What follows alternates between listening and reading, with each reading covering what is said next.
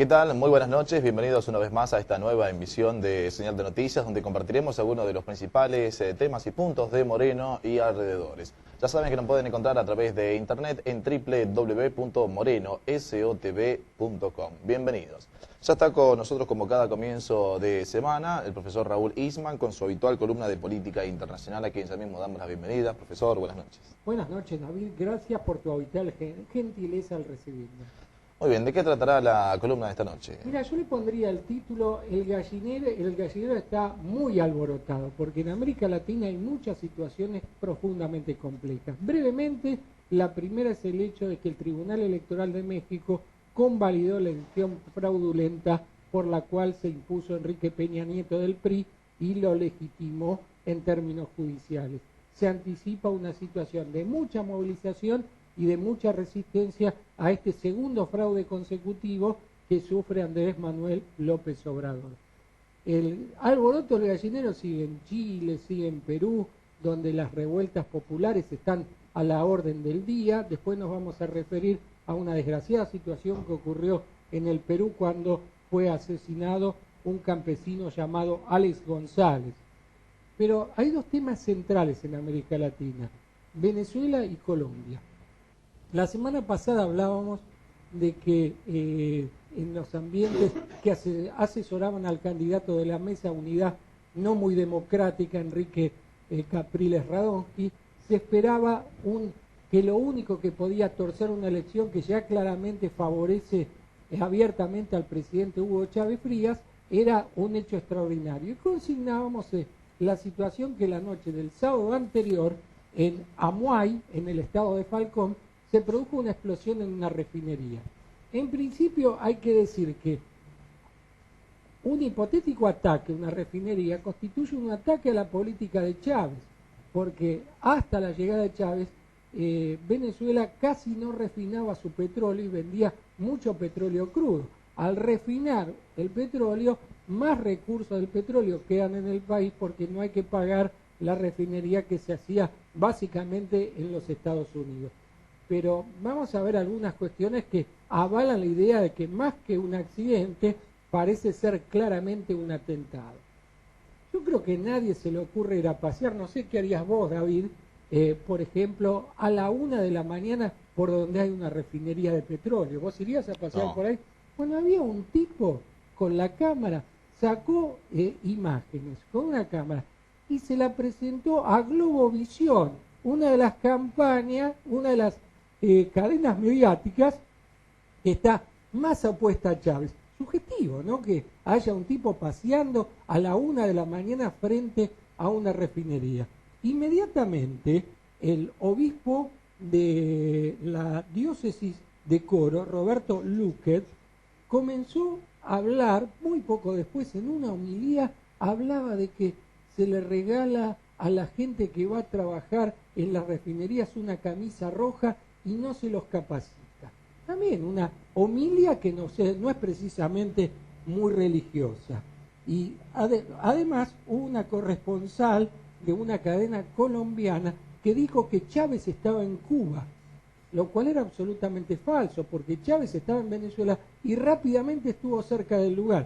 Todos estos son indicios que muestran que hay una concertación en fuerzas de la oposición que demuestra de dónde vendría la autoría. Es una lectura política la que estoy haciendo, no tengo pruebas jurídicas, pero aparentemente la maniobra le salió del modo el tiro por la culata, porque me cuentan amigos que viven en Venezuela que la intención de voto a Chávez ha crecido, inclusive una encuesta de ayer dice que tiene 20 puntos de ventaja sobre Capriles Radonsky. De todos modos falta algo más de un mes para la elección y con lo de Venezuela se muestra el doble rasero que tienen los medios para hablar de los problemas. Parece que Chávez es un tirano terrible porque quiere la reelección y no se dice nada de que los primeros ministros en Europa no tienen un tiempo límite. El primer ministro en Inglaterra, mientras lo elija el Parlamento, puede ser por toda la vida.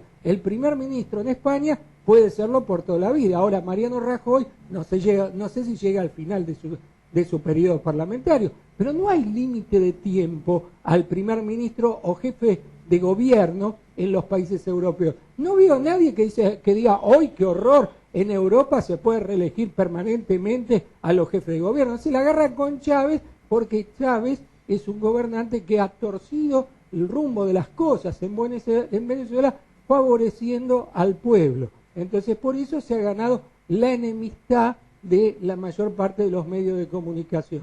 Hoy voy a hacer algún comentario sobre lo que está ocurriendo con los medios de comunicación en el mundo. Otra noticia fundamental en Colombia ha sido la apertura de un proceso de paz. No es el primero en la historia colombiana, inclusive de un proceso de paz que se comenzó hace más de 25 años. Como resultado de ese proceso de paz, la FARC y otras organizaciones guerrilleras se reciclaron hacia la actividad política y como resultado de esa actividad fueron masacrados del candidato a presidente hasta el último. Acá tenemos en Venezuela en Colombia una situación muy particular. En primer lugar, el presidente Santos estaba bajando muy fuertemente en las encuestas. Por otro lado, tenía la presión del expresidente Uribe, que integran la misma fuerza, que presionaba por una salida militar y con una fuerte presión desde la derecha. Entonces, para reciclar su gobierno, Santos llegó a un acuerdo con la FARC, por medio del cual se inicia un proceso de negociación de paz que incluye cambios en algunas cuestiones de reformas políticas y por sobre todo en algunas cuestiones agrarias. Santos impulsa una ley de restitución a poblaciones desplazadas. Los paramilitares y las fuerzas de la derecha en Colombia desplazan a población campesina, que muchas veces termina en Venezuela, muchas veces en Ecuador. Entonces se impulsaría un programa de restitución de tierras a los desplazados. Hay tres opciones para el proceso de negociación de la paz. Lo que sería la paz con absoluta justicia, lo cual es inviable dada la correlación de fuerzas. No solamente que se logre la paz, sino el hecho de que se le dé bienestar al pueblo colombiano, que se eliminen de raíz todos los grupos parapoliciales, que Colombia deje de ser el país que va a la vanguardia en todo el mundo en asesinatos de sindicalistas. Eso es una utopía. Por otro lado está la posición de la ultraderecha comandada por Uribe. Para decirlo en términos simples, Uribe es la mafia que ha gobernado en los últimos 10 años Colombia. Santos es la oligarquía que tiene las manos sucias de sangre del pueblo colombiano, pero que tiene cierta capacidad de negociación. Entonces, Uribe significa la política de tratar de exterminar a la FARC. No porque la quieran exterminar, porque ellos tienen la FARC como pretexto, nunca la quisieron exterminar, más allá de que sea posible o no. Siempre quieren mantener la FARC como pretexto, o la guerrilla, como pretexto para atacar al pueblo, porque no es solamente el récord de guerrilleros asesinados y de sindicalistas, campesinos, dirigentes sociales reciben la acción de los grupos paramilitares que hacen de Colombia un país en el cual se desarrolla la metodología del proceso de reorganización nacional en tiempos de democracia. Entonces, la perspectiva de Uribe, en la medida de que las cosas más o menos se puedan dar bien, también es inviable y también es muy probable que quede reducida a la nada. Queda un centro que va por el lado de que se logre la paz posible con el respeto por la vida que el Estado colombiano y sus paramilitares nunca ha tenido y que se den algunas reformas como las que hemos mencionado en la situación de la tenencia de la tierra y lentamente se empiece a avanzar en el abandono del neoliberalismo. Claramente esta perspectiva implica el acierto de la política exterior argentina que apuesta porque la UNASUR sea un territorio de paz, un territorio sin conflictos armados y que ha llevado a que, no sé si recordarán cuando hace 3 semanas vino un colombiano y habló del proceso de paz que llevó adelante, la negociación de paz que llevó adelante el expresidente Kirchner y que evitó una guerra entre Colombia y Venezuela. Muy bien, profesor, como siempre, muy completo. ¿Vamos a ir directamente a los alpargatazos o algo previamente? Tenemos alguna cuestión previa. En principio quisiera hacer un comentario sobre un mamarracho de la política argentina que es Francisco de Narváez, que salió a decir que los jóvenes de 16 años no tienen la madurez suficiente para votar. Ahora un tipo que hace campaña bailando en reggaetón en el programa de Tinelli, ¿es un dirigente político maduro? Alguien que promete un plan contra la inseguridad y luego su ladera dijo hay que hacer un plan contra la inseguridad, prometió un plan para la seguridad hace más de 2 años, no se lo presentó a nadie, nadie se enteró. Eso creo que también es un dirigente político maduro. No lo podía ubicar dentro de los alpargatazos porque si bien de Narváez hace política en la Argentina, es colombiano, entonces no lo ponemos en el alpargatazo nacional, en el alpargatazo internacional. Y dentro de la sección, lo que no sale en ningún medio, se reunió este fin de semana en Venezuela la FELAP, la Federación Latinoamericana de Periodistas. Sesionó durante 2 días y sacó una serie de comunicados que tienen que ver con la necesidad de democratizar los medios, que todo el mundo sabe que, para decirlo en palabras simples, Clarín y TN mienten. Yo agregaría un poco más. Clarín, TN y La Nata mienten descaradamente. Entonces es preciso que los pueblos den un discurso alternativo al discurso de los grandes medios dominantes. Y la reunión de países no alineados se pronunció por lo mismo. Se pronunció por la creación de medios que reflejen la voluntad de los países subdesarrollados, porque los grandes medios están controlados económica y periodísticamente por los grandes grupos económicos a nivel mundial. Muy bien.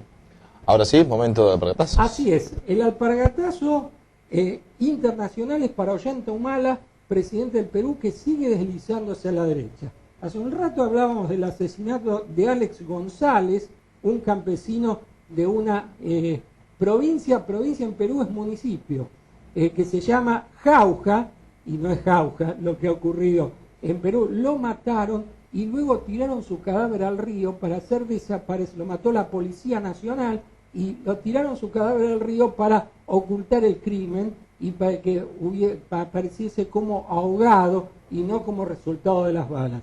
En su reciente cambio de gabinete, el presidente Ollanta nos designó a Juan Jiménez Mayor, jefe de gabinete, y volvió a hablar de la necesidad de arreglar, de concertar, de que no se diriman los conflictos por medio de la violencia.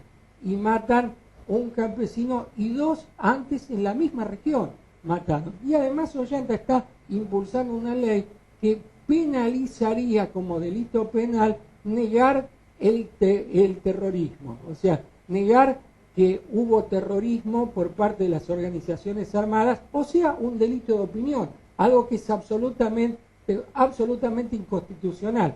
Es como, peor todavía, porque lo quiere convertir en ley, como el 0800 que inventó Macri para denunciar a las intromisiones políticas en la iglesia, en las escuelas. Son tan antidemocráticos que se olvidan que la política no es un delito en la democracia.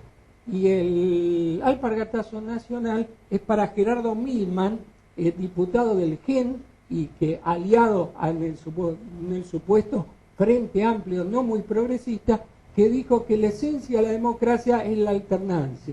No, la esencia de la democracia es la voluntad popular. Si te molesta que la voluntad popular logre la mayoría necesaria, que no es fácil de lograr, 2/3 partes de las 2 cámaras, habrá reforma constitucional, aunque a Milman y otros como él no le guste. Pero la democracia es la voluntad popular, y si la voluntad popular quiere una fuerza política, no tiene que haber una imposición de una alternancia que el pueblo no quiere.